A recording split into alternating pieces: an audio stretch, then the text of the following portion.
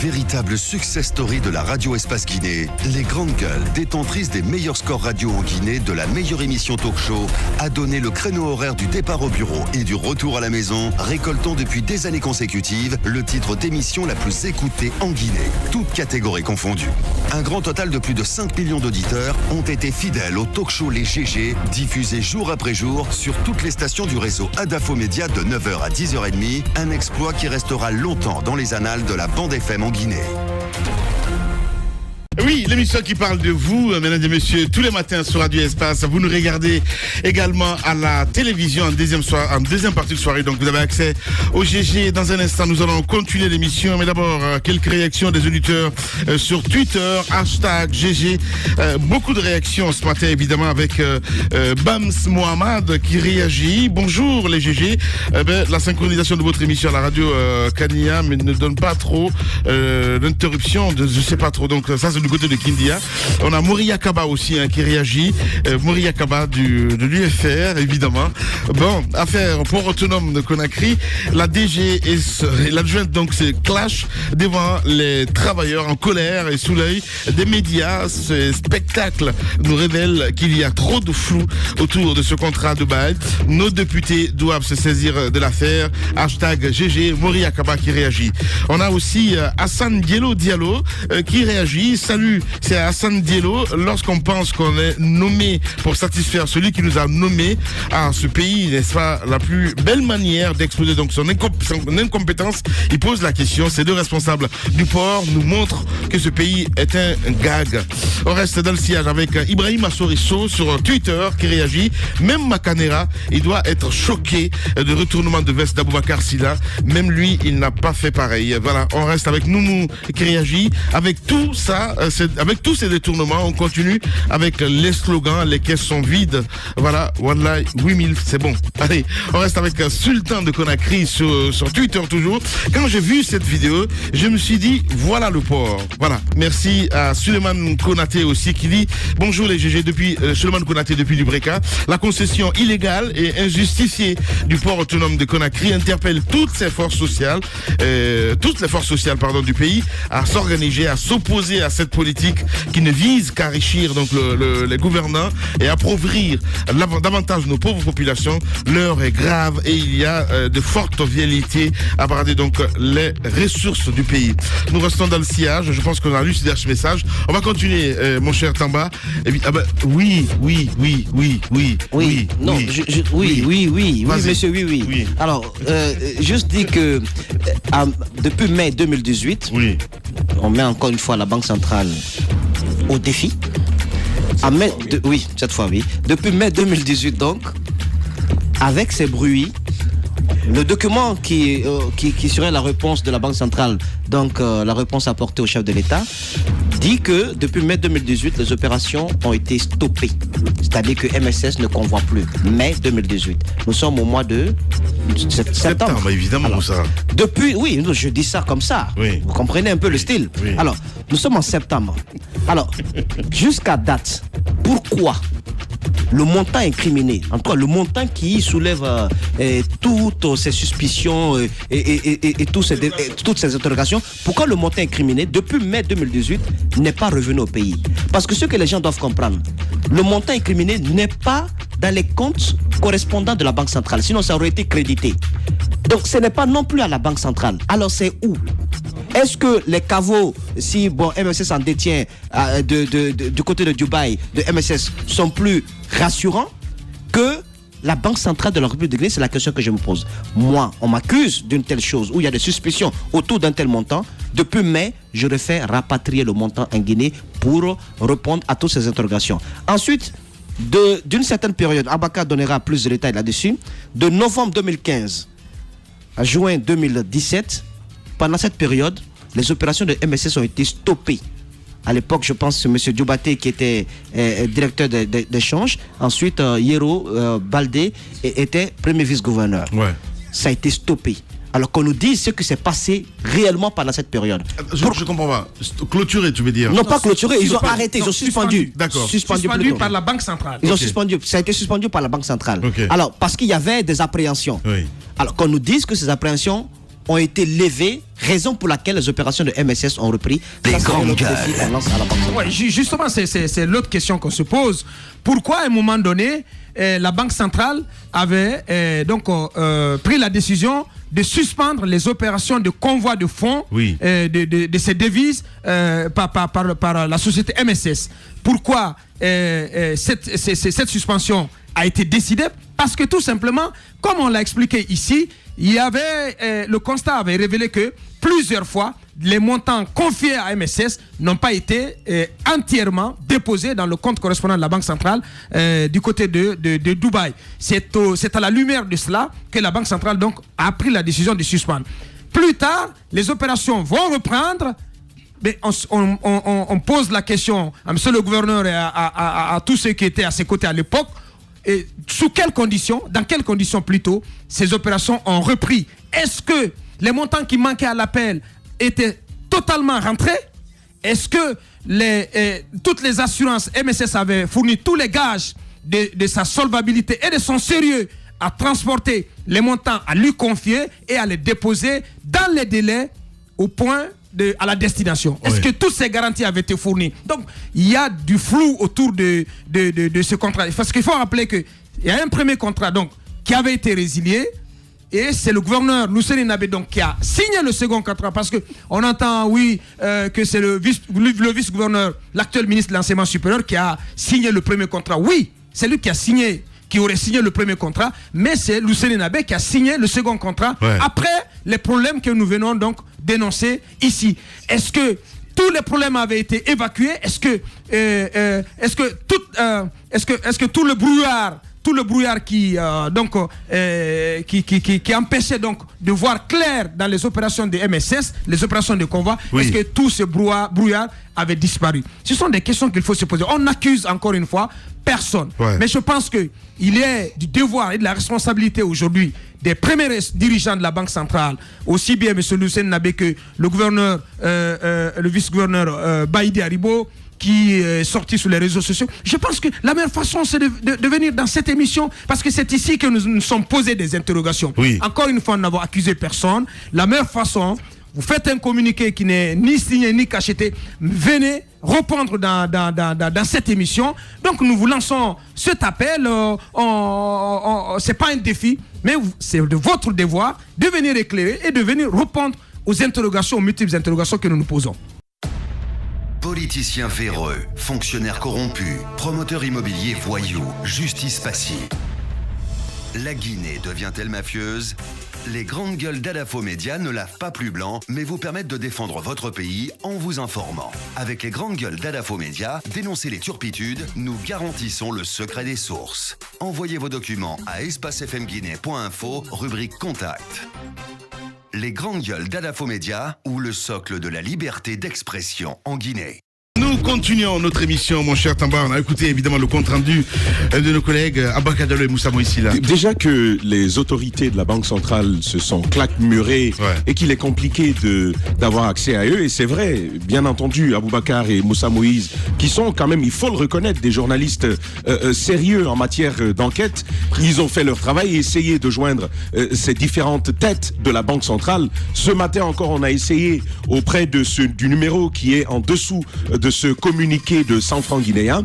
On a essayé de les joindre. Personnellement, j'ai appelé le numéro, il a sonné plusieurs fois, on n'a pas eu de réponse. Quand on est en face de telles déclarations, de telles révélations, il est important, pour le respect du mandat qui leur a été confié par le peuple de Guinée, il est important que ces gens prennent l'initiative de dire aux Guinéens ce qui est en train de se passer. Mais au-delà de cela, moi je n'ai qu'une simple question. On a dit, on vous donne 50 et quelques millions. Ce ne serait-ce que sur ce montant. On vous dit, prenez-le, envoyez-le à Dubaï. En 48 heures, il doit y être. Question simple. Notre argent est parti faire quoi en Afrique du Sud? Ça, c'est la question que je me pose ce matin.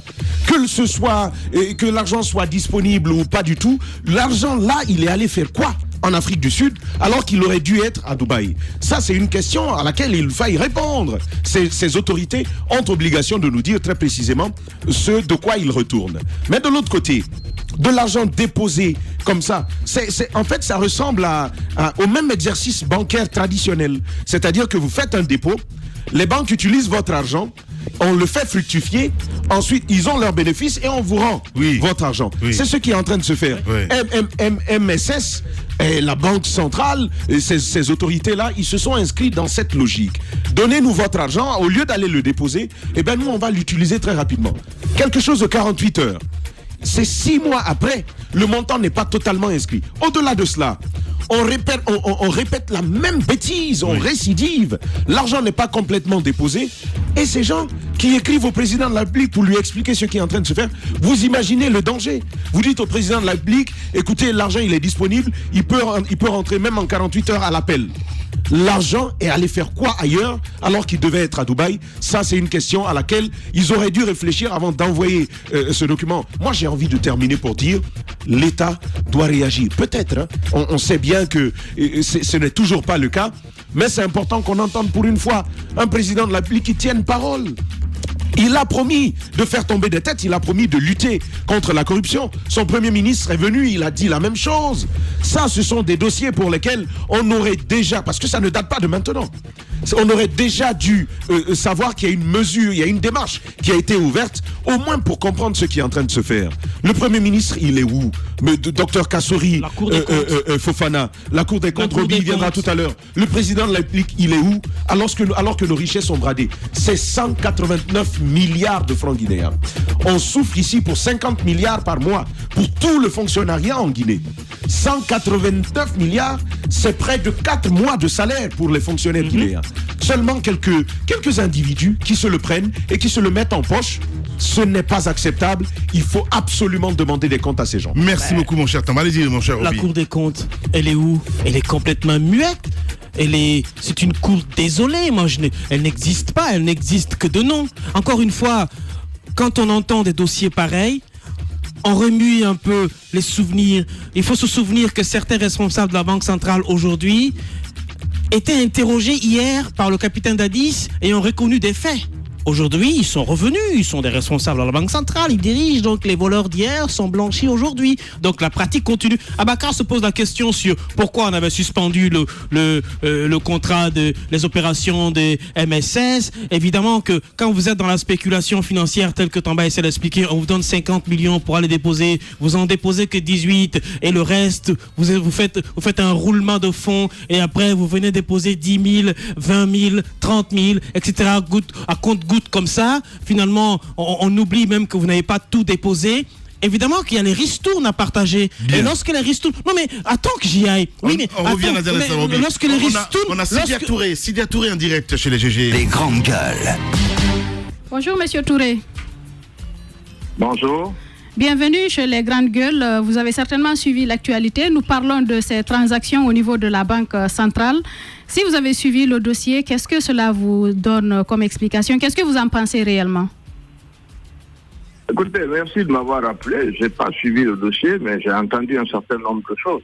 J'ai même tweeté sur la question et après le communiqué, il m'a semblé que les choses étaient plus ou moins clarifiées. Mais ce matin, j'ai écouté Moussa, Moïse, Tamba, Gallo et tout ça, et je me rends compte qu'il y a des questions qui se posent. En sortant de l'École nationale du Trésor, mon premier travail a été de participer à la réforme de la Banque centrale des États de l'Afrique de l'Ouest. La Banque centrale est la pierre angulaire de l'économie dans un pays. Elle fixe les taux de base, elle maintient l'inflation, elle fait en sorte que les crédits soient distribués dans de bonnes conditions pour que le système libéral puisse fonctionner. Et cela repose sur la confiance. C'est rien d'autre. C'est la confiance. Donc quand cette confiance n'existe pas, comme c'est actuellement le cas sur un dossier aussi sensible, le gouverneur doit monter au créneau pour faire une conférence de presse et expliquer clairement qu'est-ce qui se passe. Parce que le doute dans ce domaine n'est pas permis. Seule la transparence peut maintenir une économie libérale en fonctionnement. Voilà ce que je pense de cette histoire. Voilà, monsieur le président de l'UFR, monsieur Sidia Touré en direct. Allez-y, Moussa. Au-delà du gouvernement, gouverneur. Vous avez fermé le micro tout seul. Voilà. Au-delà du gouverneur de la Banque centrale, est-ce que vous qui avez donc été à de hauts postes de responsabilité, Premier ministre dans ce pays, est-ce qu'au sein de la Banque centrale, il y a des mécanismes au moins de contrôle des comptes correspondants de cette institution républicaine à l'étranger pour vérification si c'est soldé ou pas, s'il y a des difficultés sur les comptes correspondants? Est-ce qu'il y a ces mécanismes au-delà de la personne du gouverneur? Non, cela fait partie de la gestion courante de la banque. Il n'y a rien d'extraordinaire. Simplement qu'il faut absolument que les experts comptables qui sont chargés de cela puissent faire la reddition des comptes comme dans toutes les institutions. Et la Banque centrale, comme je l'ai dit, elle est encore plus sensible sur ces questions-là. Mais on se pose des questions et il faut se les poser. Quand j'ai quitté la primature en 99, 8 tonnes d'or ont disparu dans cette banque centrale-là. Donc, honnêtement, vous savez, cela perturbe un certain nombre. Et on ne peut pas se permettre d'être perturbé sur les questions de monnaie. Parce que cela est essentiel au fonctionnement de l'ensemble de tous les systèmes économiques. Donc, oui, on peut contrôler, c'est facile. Oui, il faut que cela soit transparent. Oui, il faut que les responsables de la banque se prononcent tranquillement là-dessus et qu'on rassure tous les opérateurs économiques qui participent à la gestion de l'économie de ce pays-là, que leur banque centrale, qui est donc le système sur lequel repose tout le système monétaire du pays, et ainsi de suite, fonctionne selon les normes comptables et d'expertise reconnues dans le monde entier. Ouais. Bien, allez-y, Abaka Diallo. J'aimerais vous poser une question, M. Touré, sur un pan d'un document sur lequel nous avons mis main et qui serait la version des faits des autorités de la Banque centrale. Dans ce document, la Banque centrale invoque des difficultés en ce qui concerne le transport et le dépôt de la monnaie euro dans certaines banques aujourd'hui à l'international, que la Guinée aurait des difficultés donc à transporter des devises en euros pour les déposer à l'extérieur. Est-ce que vous avez connaissance de ces situations? Je n'ai pas connaissance particulièrement sur ce dossier, mais ce que je sais, c'est qu'aujourd'hui, au niveau notamment des banques européennes et autres, vous ne pouvez pas vous promener avec de l'argent sans expliquer la provenance. Il y a trop de cash qui circule dans notre pays pour des raisons que peut-être seules les autorités savent, et les banques sont méfiantes. Beaucoup de gens détiennent des devises en Guinée, ne peuvent pas les déposer dans les banques, en train de le transformer en or ou en diamant, mais parce que tout simplement l'origine de ces fonds n'est pas suffisamment claire. Ouais. Sinon, entre vous et moi, nous sommes en train de parler de montants qui relativement sont faits. Il y a des banques centrales à côté de nous qui fonctionnent normalement, ces questions ne sont pas posées. Pourquoi chaque fois en Guinée, il faut qu'on fasse l'exception dans la malgouvernance des questions de ce genre? Il y a une banque centrale au Ghana, personne n'a jamais entendu qu'ils avaient des problèmes de transfert de fonds. Il y en a au Nigeria, c'est 10 fois plus grand, personne n'en a entendu. La BCAO est à côté, c'est pareil. Alors il faut arrêter un peu. La transparence seule peut nous garantir cela. Et ce que les journalistes que vous avez soulevé, normalement, l'institution de la Banque centrale doit nous expliquer exactement ce qui se passe. C'est ça qui rassurerait le cas de l'économie monétaire. Alors c'est très intéressant lorsque vous nous parlez de l'explication de la Banque centrale, mais vous êtes quand même député. Est-ce que l'Assemblée nationale aussi a un rôle à jouer en convoquant les autorités de la Banque centrale pour quand même éclaircir la lanterne de la population sur cette question, et la Cour des comptes aussi? Qu'est-ce qu'on en fait finalement? Écoutez, d'abord, je ne suis plus député, j'ai mis quelqu'un à ma place, si vous vous souvenez bien, mais la question, elle n'est pas là. La question est qu'effectivement, l'Assemblée nationale, en tant que représentation du peuple, comme je l'avais indiqué pour le port autonome, doit pouvoir se saisir de tous ces dossiers pour demander des explications. Ça, c'est son rôle. Dans ce qui concerne la Banque centrale, il y a des autorités, notamment d'expertise, qui sont dédiées pour ce genre de problème. C'est pourquoi on rend cette institution indépendante pour qu'on s'assure que, dans le cadre de son indépendance, vous pouvez venir y faire le contrôle. Mais oui, on peut contrôler et il faut contrôler. Si on ne contrôle pas, je vous dis, vous créez des problèmes au niveau de la gestion monétaire, et quand vous créez des problèmes au niveau de la monétaire, au niveau de la gestion monétaire, vous créez des problèmes à l'ensemble de l'économie. Voilà. Monsieur le Président, merci en tout cas d'avoir accepté notre invitation ce matin. Véritable success story de la radio Espace Guinée, les grandes gueules, détentrices des meilleurs scores radio en Guinée de la meilleure émission talk show, a donné le créneau horaire du départ au bureau et du retour à la maison, récoltant depuis des années consécutives le titre d'émission la plus écoutée en Guinée, toutes catégories confondues. Un grand total de plus de 5 millions d'auditeurs ont été fidèles au talk show Les GG, diffusé jour après jour sur toutes les stations du réseau Adafo Média de 9h à 10h30, un exploit qui restera longtemps dans les annales de la bande FM en Guinée.